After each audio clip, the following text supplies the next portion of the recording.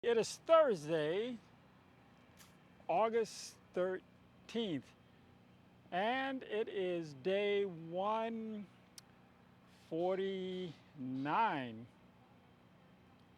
That's right, day 149 of the San Francisco Stay in Place order. Okay, so this week I will be sharing insight about the kyphotic state. So, what is that? If you've ever experienced or seen someone with a rounded upper back or their shoulders going forward, we call that kyphosis. So I'm going to give you some insight on how we can trick the body to take us out of that state and allow our upper mid back from being rounded to correcting itself. And we're going to do it based on position and motion. We're going to trick the proprioceptors that are responsible for position and motion, and we're going to teach them how to go deeper into the curve or the kyphotic state and then take it out of the kyphotic state and then allow it to find its new position. But we need to keep this up as a habit, like we've been doing with all the other insight that I've been providing you. So I recommend doing this probably, well, at least, 6 times a week, preferably 7 times a week. It doesn't take long at all. So check out the demonstration and you'll see what I'm talking about. Let's talk about the kyphotic state. Kyphosis. It's when your upper mid back is rounded and you notice that your shoulders are kind of going forward. So it kind of looks like this.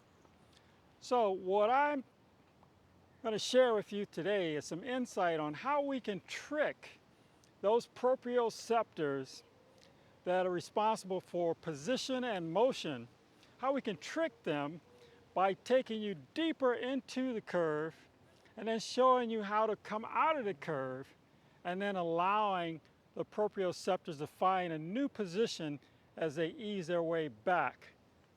So what does it look like?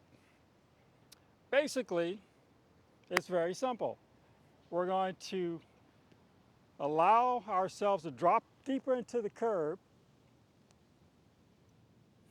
and then we're going to use our hips to push forward. And once we get our hips lined up straight, then we're going to use our arms as a primary driver to throw them up over our head, behind our head, and we're going to use our eyes as a secondary driver to follow our thumbs.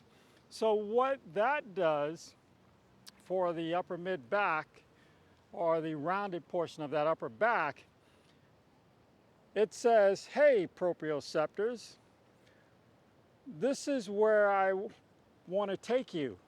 And then the proprioceptors will be like, well, that's kind of uncomfortable. So then we show them how to come out of that position and trick them into finding a new position that's more comfortable. It's that simple.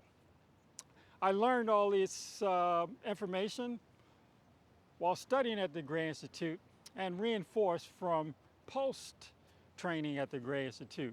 So the Gray Institute has been using these techniques for decades to help correct things like kyphosis and also help individuals with scoliosis correct the curve.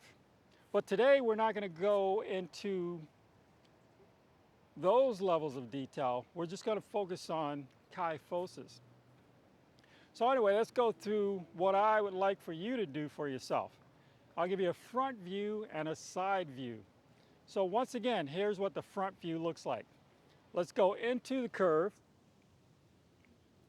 Use our hips, push the hips forward. Notice how my hips come forward, my legs are straight, my arms, everything else is relaxed.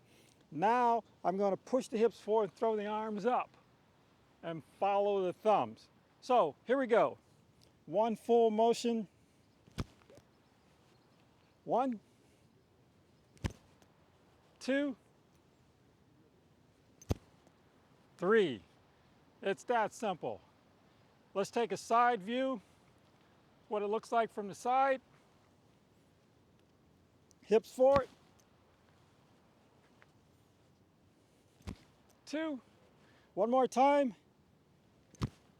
3. And it's that simple. Back from checking out the demonstration. Hopefully you got a lot out of it and you can immediately start using that insight to help you with your upper back or upper mid back. So whether you have a kyphotic state, kyphosis, rounded back, upper back, or whether it's straight, you can perform these movements to help reinforce that area of your body, make it strong, and then also help stretch out your chest muscles so that they're not so tight. Okay, so that's it for this week. Now, it's Monday morning when you're checking this out for the first time. So if no one has told you yet this morning that they appreciate you, well then let me be the first to say I appreciate you for taking the time to watch this video. Have a great day and an excellent week, and we will talk again next time. Ciao.